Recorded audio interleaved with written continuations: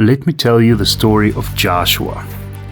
Joshua first appears in the story of the Bible as a young assistant to Moses, helping him lead the people to Israel during their 40 years in the desert. He was one of the 12 spies Moses sent into Canaan to assess the land God had promised them. While 10 spies came back with fearful reports of giants and fortified cities, Joshua and Caleb stood firm, urging the people to trust God. Joshua boldly declared that if God was with them, they would overcome any obstacle. His faith stood out, and because of that, God promised Joshua he would one day help lead Israel into the promised land. Years later, when Moses passed away, God chose Joshua to step up as the leader of Israel.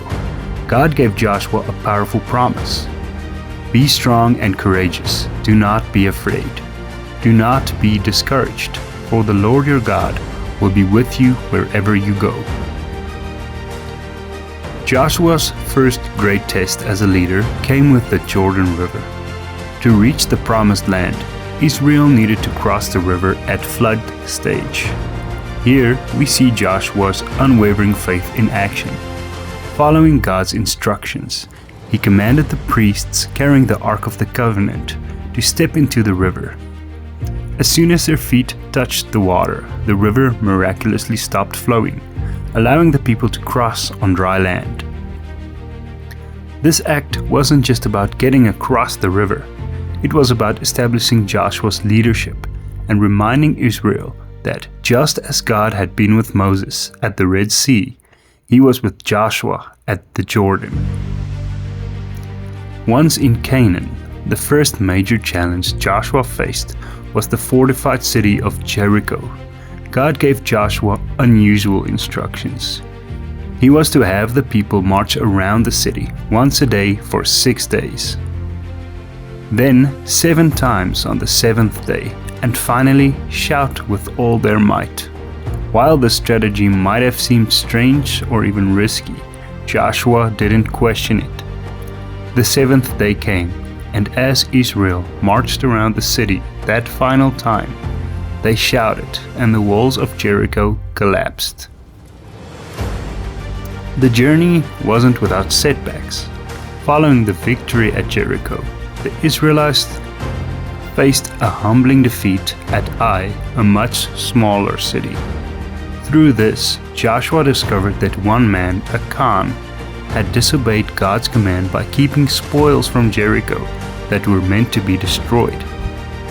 After addressing Achan's sin and restoring their commitment to God, Joshua led Israel to a resounding victory over Ai.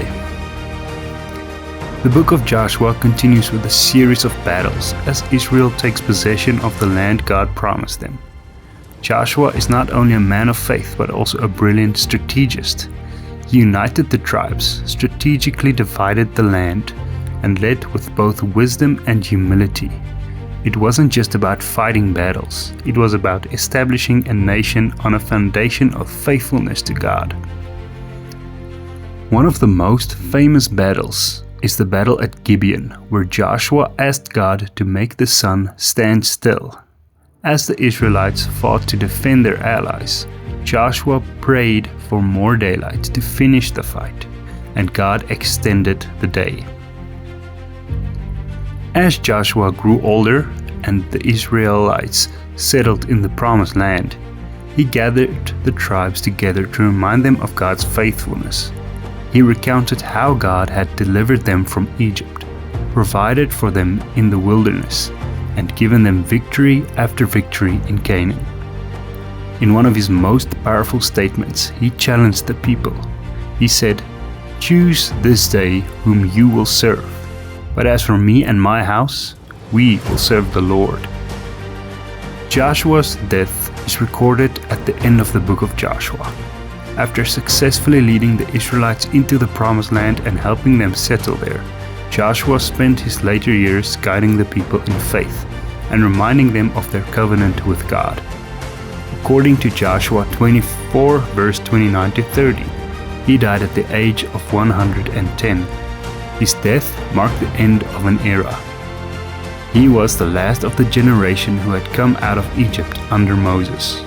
Joshua was buried in Timnath-Serah, a town in the hill country of Ephraim, which was the land allocated to him as an inheritance.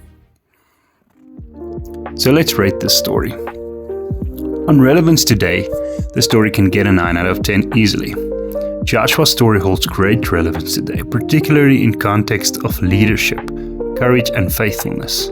Joshua exemplifies what it means to trust in a greater purpose, follow principles over popularity, and overcome fear in the face of challenges.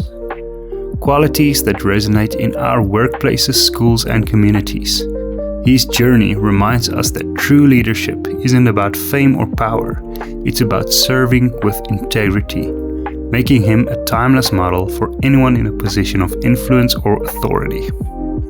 The one drawback is that parts of the story, like conquest narratives, might feel more removed from modern context, but the leadership lessons remain universally applicable. For character development, it's gonna get a 10 out of 10. Joshua's character development is profound. We see him transform from a young, faithful assistant to a strong, confident leader who embodies faith and obedience. He faces trials, moral tests, and moments of doubt, yet he remains committed to God's vision, demonstrating both growth and maturity. By the end of the story, he's not only a seasoned leader, but a spiritual guide for the people of Israel, ensuring his legacy is about faithfulness rather than conquest. This journey from follower to leader is a compelling and inspirational arc. Entertainment, we'll give a 9 out of 10 for that. Joshua's story is filled with thrilling, action-packed moments that are as cinematic as they are inspiring.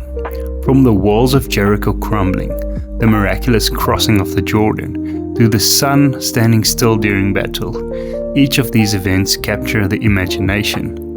The story balances intense battle scenes with powerful moments of reflection, prayer, and moral challenge, making it engaging while offering depth. The only slight drawback is that some of the battles and details can feel repetitive, but overall it's captivating and would make a strong historical drama. So thank you for watching and Godspeed. See you in the next one.